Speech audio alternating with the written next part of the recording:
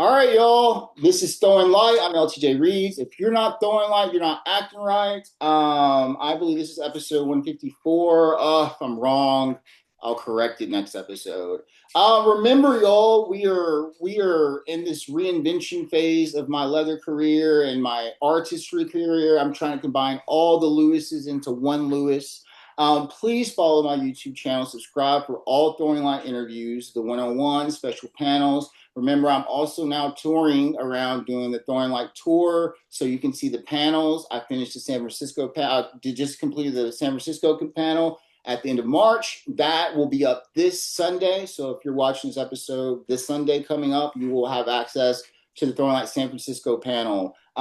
With that, I do want to let people know I'm going to start talking more about the Leather People of Texas documentary that I'm working on. You're going to start seeing that to kind of come to fruition. So be following for that. All my little quirks and things I like to do, music videos. I'm now a TV producer, so there will be a Throwing Light TV show coming. So just keep up with me, subscribe to my YouTube channel. I'm trying to figure out how to really get in a way to really promote that. I'm kind of new to promoting my YouTube channel.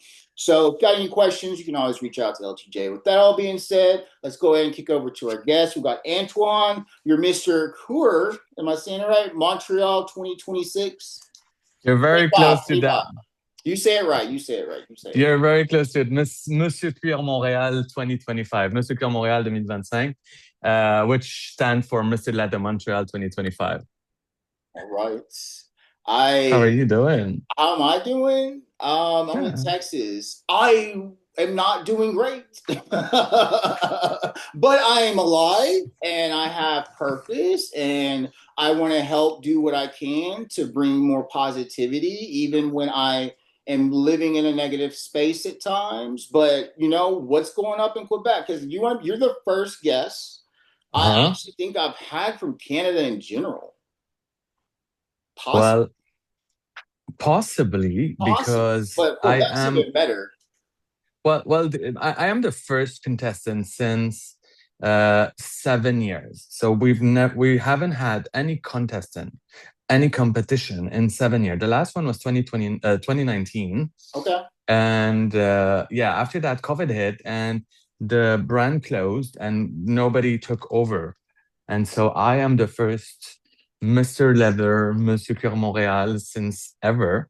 And I'm going to be the first representative of Canada in international for the last 7 years. That's amazing. That's Yes. fantastic. And So that's a lot of so pressure. great to have you. Yeah, I couldn't think of I haven't connected on a personal level with anyone from Canada yet. I see people in Mhm. our social media. We see all kinds of people, Of but course. yeah, this is great. This is a monumental episode, and I'm excited about this. I'm Um, very excited. Thank you how for the does that invitation. feel? Let's just go ahead and roll out with that. That's got to be a little bit of pressure on you, because it's like rejuvenating a whole country, country It leather is. presence, like the international Mr. Leather said. That's amazing. It is. So, it's what I like the most actually is that for the very first title that came back after 7 years, it was one person of color, not a white cis man, and somebody who was very new to the community, I mean, like I am a fresh newbie in the community. So I'm very happy that we our judges had the intention to actually showcase how we can reborn this community in a way that is not expected. And it was really unexpected. And let's say it's the same way for IML here, Olympic scoring. So there was no uh, it wasn't a range. It was genuinely winning a competition, which is great. So I'm very excited.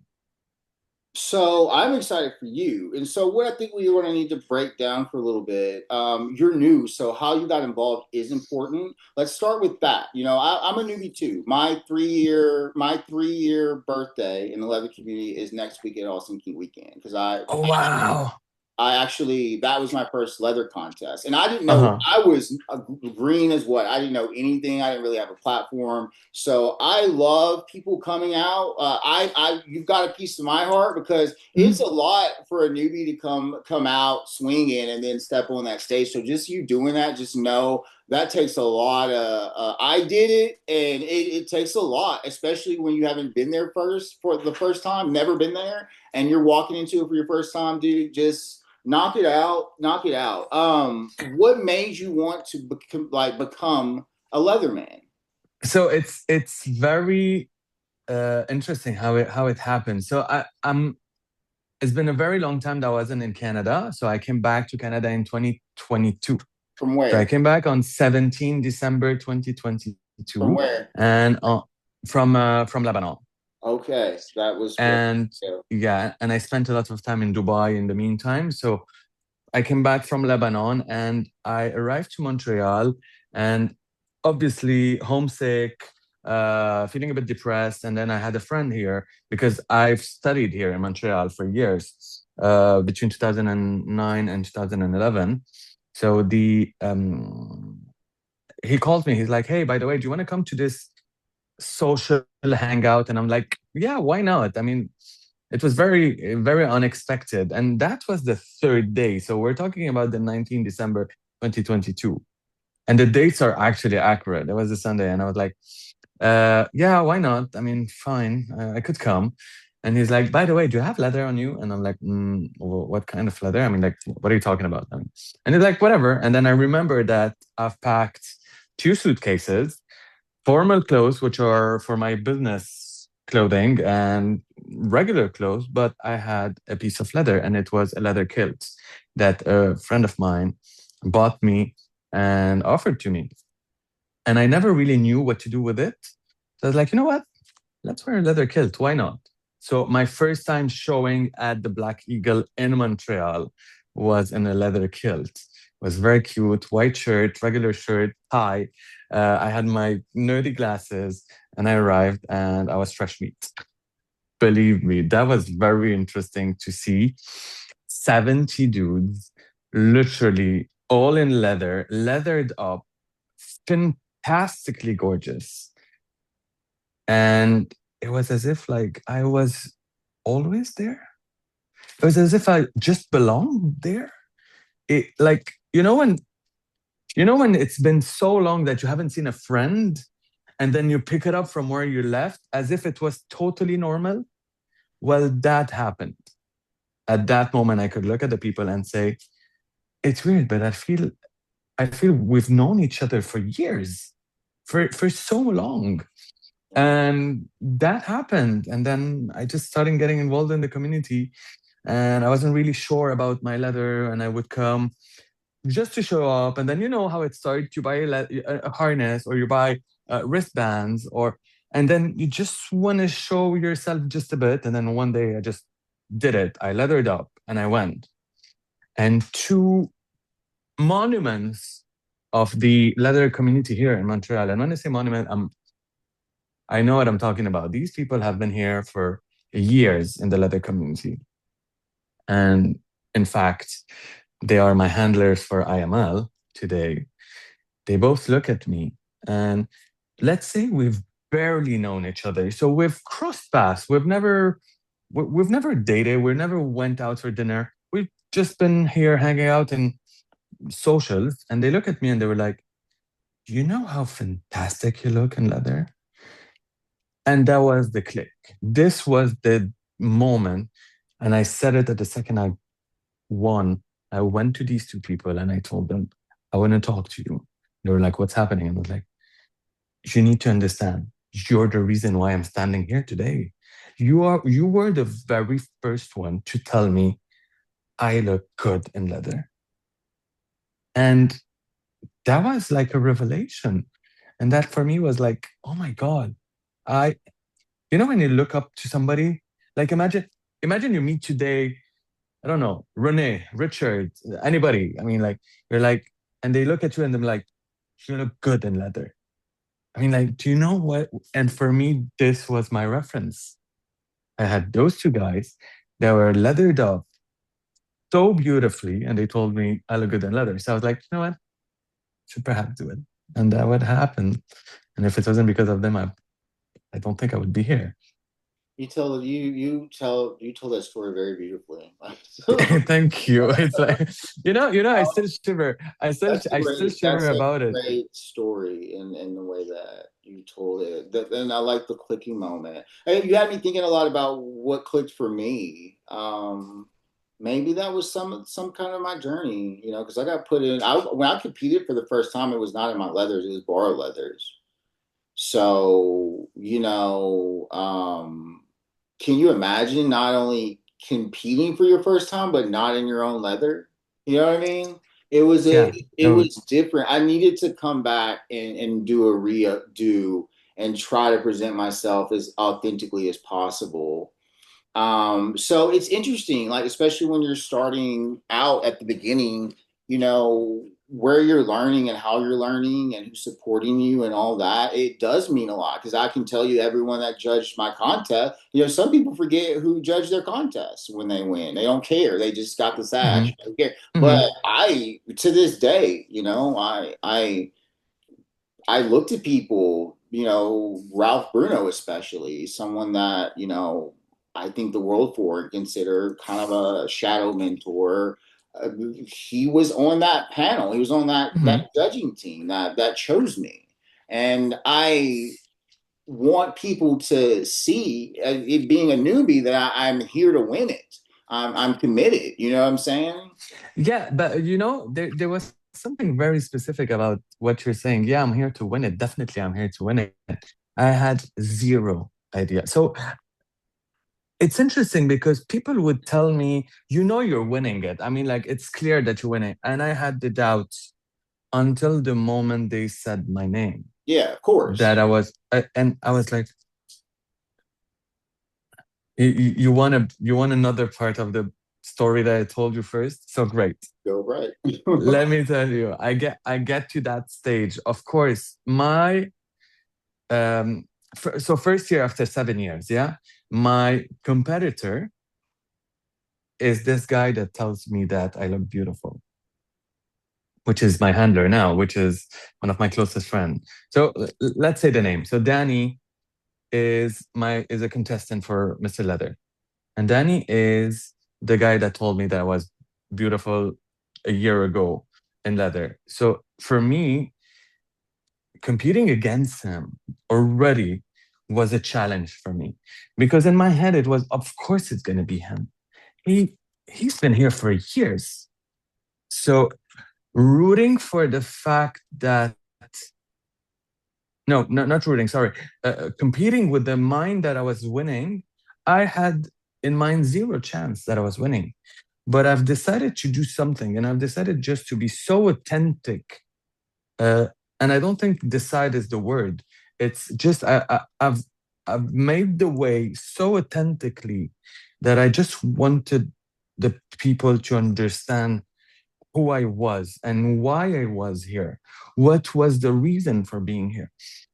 And to make another link with the first story I told you, this is the day I actually found a family. In in my head, my first social on 19 December, I had a chosen family that I was looking for.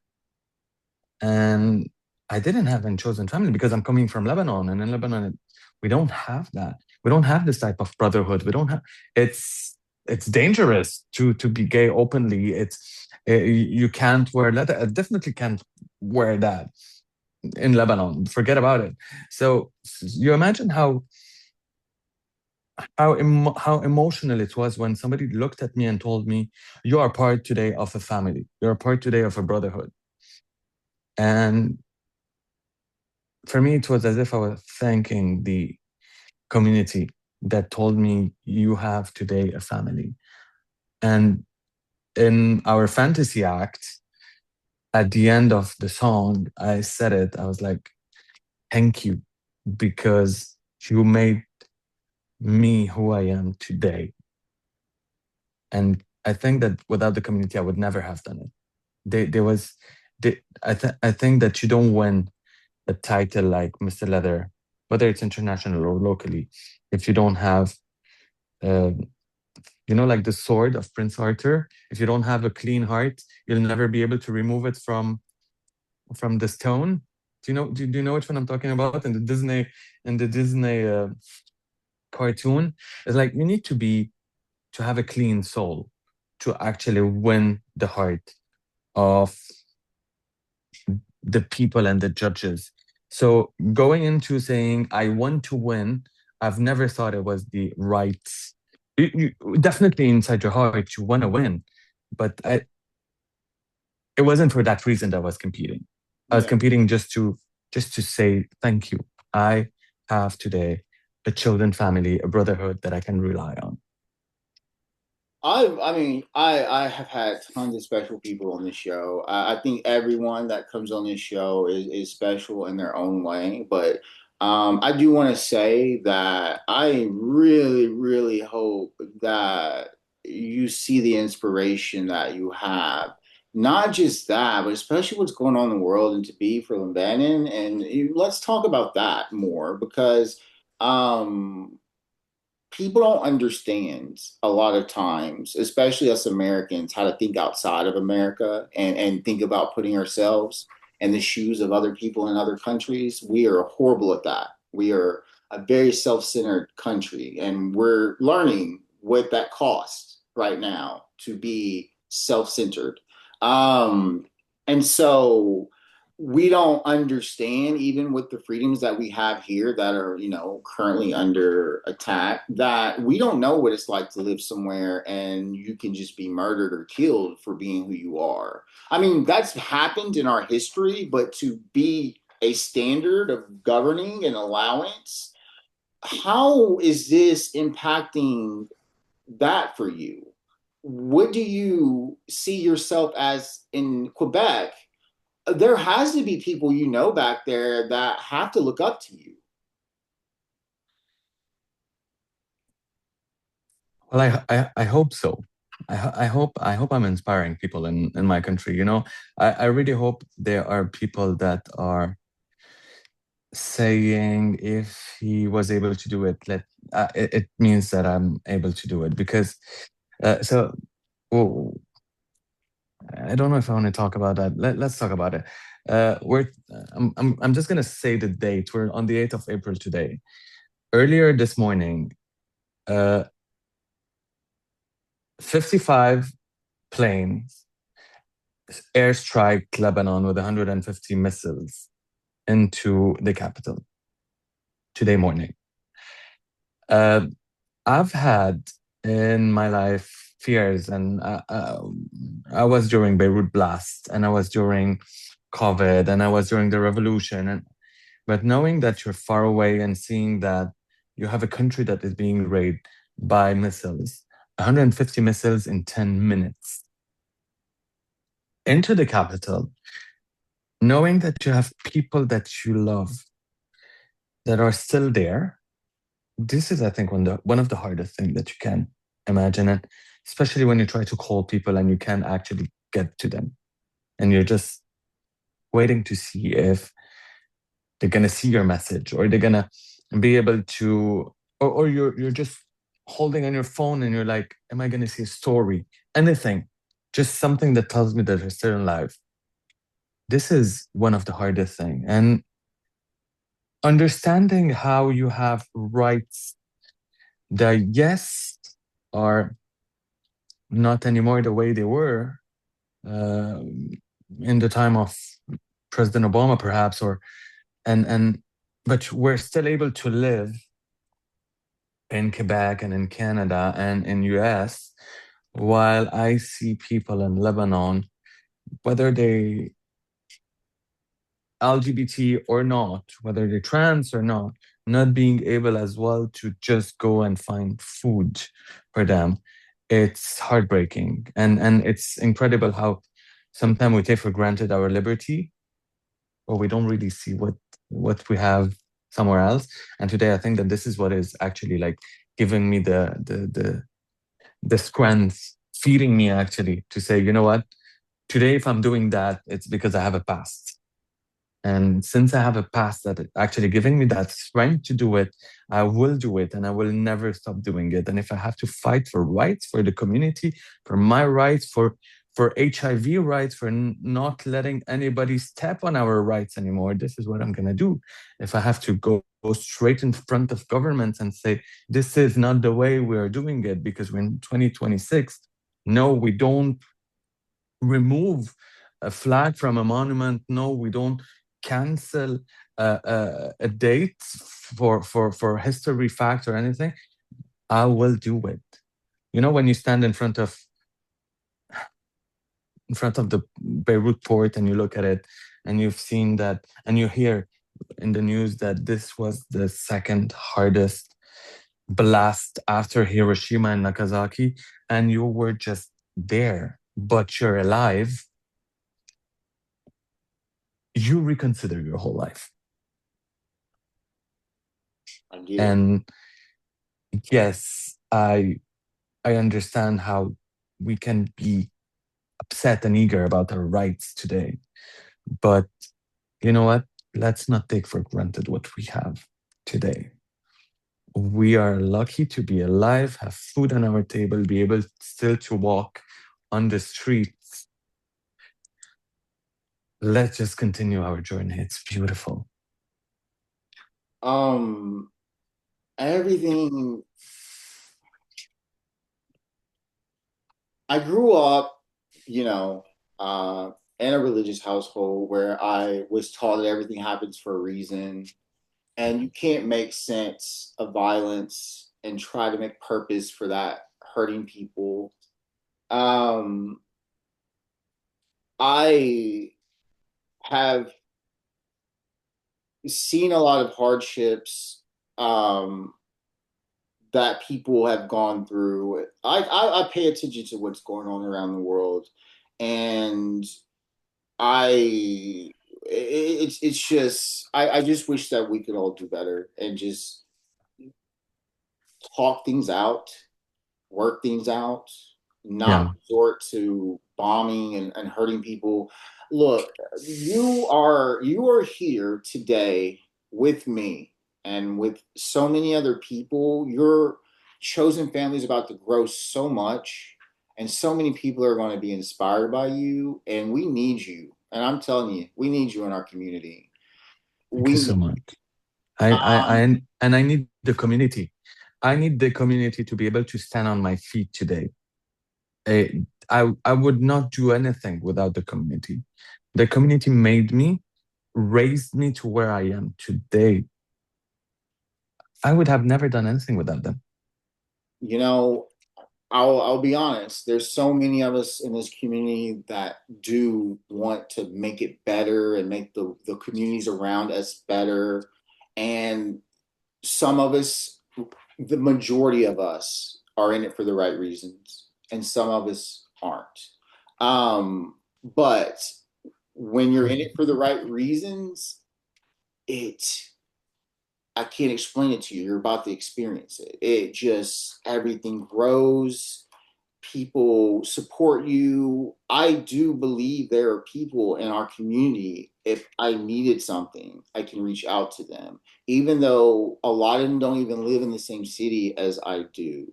Um, I really am excited for you. I am so glad that it is you coming back and putting Canada back in the game, putting Quebec in the game, um, putting your ethnicity into the game.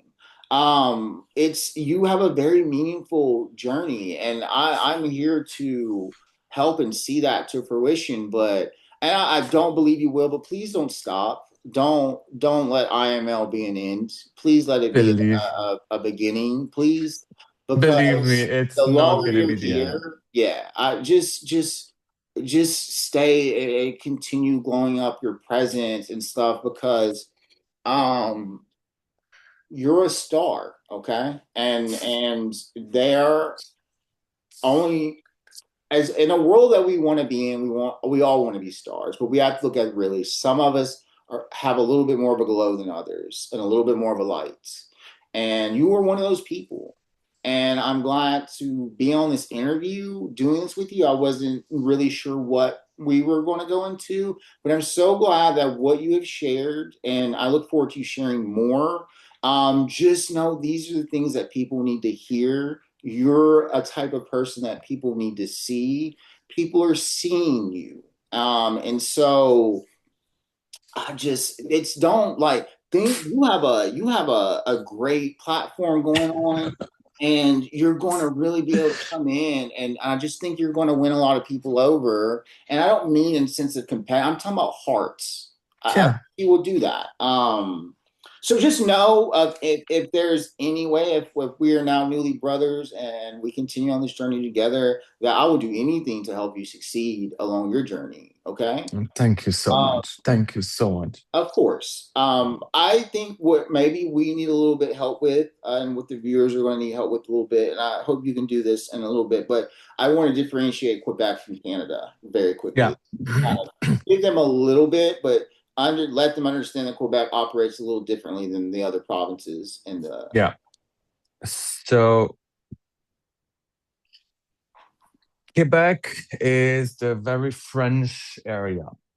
So in Canada, let's mention that there is no other titles for the moment as well, anywhere. In Canada, we are the only titles in Montreal. So it's myself as Monsieur Cuir Montréal. You have Madame Cuir Montréal, so Mrs. Leather Montreal. She is going to be at International Mrs. Leather to show up only this year. And you have Latex Montreal 2025 as well that you're meeting in your another Double podcast as feature. well. I got a double feature, yeah. Exactly. So we are we're the representative of Canada because there are no other titles. Do you think that where would you think is there a place, or like Toronto isn't, what's up there? They're not, how's their leather community? Toronto leather community is wonderful, really wonderful. I had the immense pleasure to actually show up and be invited to Toronto leather weekend. That was literally 2 days before MAL. So we went to Toronto. We showed up. They have a beautiful community with Bluff, with all the leather members that are not in Bluff as well. They're doing great, but they do not have a title. It seems that they're not ready for that, or there's some issues with the brand name that they have, but they're not looking right now to have a title. But their community is booming and it's young. In Montreal, we do have a community that is um, a bit elder in the leather community. Let's just as well put back on the map that Bluff started in Montreal. So House of Bluff was in Montreal as well. So you do have this old guard, very old guard in Montreal. Beautiful people as well. But it feels that since COVID happened, we have a renew of the community in Montreal, and in Toronto, you have a community that's kind of vibrant, new, nice, nice people. Really, they have a different way of partying as well. For example, there's no dark rooms in Montreal. In Toronto, that you will have dark rooms and bars. So yeah, it's a different approach. Montreal is mostly social aspects in bar and in hangouts and in nightclub. In Toronto, you do have both. Yeah. Okay. So where is your, I mean, where is your favorite city? Yeah, in Canada, you mean? Yeah. Or let's go around the world. I've only been to Victoria. Well, okay, I've been to Manitoba. Okay, so I dated someone in South Dakota, and we drove up because it was on the border, Niche, North Dakota. Yeah. But it was only to to the the visitor center. But I've been Yeah. to Victoria, if you want to count that. I absolutely think Victoria is a beautiful city. If y'all never been to Victoria, British Columbia, it's Yeah, it great. is. Fly into Seattle, drive up there, drive it. I went for my birthday 2 years ago, so. Uh-huh. uh So if I want to choose a city, I will definitely choose Montreal. Montreal seems a bit more authentic. Uh, Does it get and really cold? huh? Does it get really cold? Oh yeah, we had minus 26 this year. Holy, there! I don't know what It's a happened if I lot. were there. I'd be so horrified. It's Horrified. great. It's great to wear leather. You stack Yeah, some I'll give leather you and that's that. it. I'll Oh give you my that. God. Yeah, because Texas is Yeah. like 2 degrees below hell, so I get it. Oh, Yeah, yeah. Today yeah. morning was like, and now it's 3 degrees. It's like cold, Because but you're it's not going fine. to see me in full leather in Texas, and everybody knows that, baby. I got this chest out all the time. I'm not. Well, I am very happy to wear leather in the winter. Well, I Honestly. wish we had a winter, but yeah, we can literally. It's literally cold here, maybe 3 months. So Um, yeah, and that's Montreal definitely a city for me. Yeah. well, that is on my list of where I want to go. So I'm going to add that Well, and me. you have to come. And you know what? So Whenever I we always will say it, discuss me coming to visit because I want to come visit. I always say to any of my brother, whether they're in my class or not, you have a place to crash. Anytime you want, you're welcome to come over. You have a place to crash. But I will not be there in the wintertime. Yeah, it will. I'll try to come in like August or around that That's time. perfect. But That that time of weather. August is Pride here, so it's the Oh, great time for that. okay. All right, Yeah. Antoine. We are towards the end of our interview. I do want to say before I ask you the last question, Mhm. we'll be back in like 4 weeks. Yes, we're gonna be back on the Yeah. 14th, I think, So of I will be May. having Antoine back for the IMO 48 class preview with actually a few people that I've actually gotten to I, know. I w- One person if you that don't mind, I would like to call them out. We're gonna have Austin, Matt, Kevin, Champ, and Denzel. Beautiful, amazing people. You have no idea how much I care for them and how much I like them. They are amazing and they're gonna do fantastic. I can't wait for that. I think Austin is about to take the crown for the most appearances on the show. So we will see if I'm going to do. He told me that. I think he now will take lead if he wins. Mm, Him and Ty have been on the most, Dr. Ty. But yeah. you have to understand, like we're in the same state, and I would say that there's just, I mean, there's a lot of reasons. There's a lot of ways for us to work together, if that makes sense. Yeah. And I mean, I'm generally interested in what Austin does, just because we like just from the time that we met, like it's such growth and seeing things. So I'm super excited to see him go. And he's so genuine. He's a great guy. He Austin's is. great. He's great, and he works really hard. So I'm He glad to does. see. I'm excited just to see him get there finally. Okay, so I have one question, and this question is, um, uh, what is one aspect of our community that you feel that we're not shedding enough light on?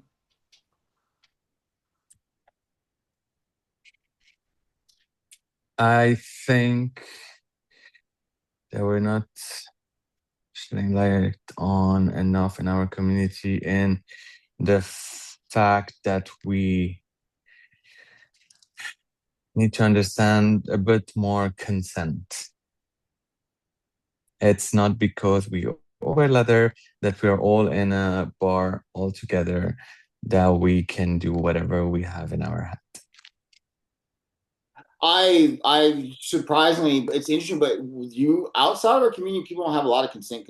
So I find that even heterosexuals do not ask for consent. Heterosexual men do not ask for consent when they want to touch me or anything. They're very invasive. True. They Um, are. I have that problem with them, especially at the gym. Like they're inquisitive, but like they Yeah. overstep their boundaries. Yeah. So I get it. Okay. Well, there's one last thing you got to do. You got to close the show out. Yeah. So when I count to three, you're going to say, if you're not throwing light, you're not acting right. Perfect. All right. Let's do that. 1, 2, 3. If you're not throwing lights, you're not acting right. There we go. Another episode in the books. This is going to be fantastic. I'm excited for everyone to see this. And you have an invitation to come back. If you got a reason to come back, come back. If you need me to help you promote something, come back anytime. Just Thank you reach out to so me. much. Yeah. Thank you so much. All right, yo, that's been another episode of Throwing Lights. I'm LTJ Reeves. We're out.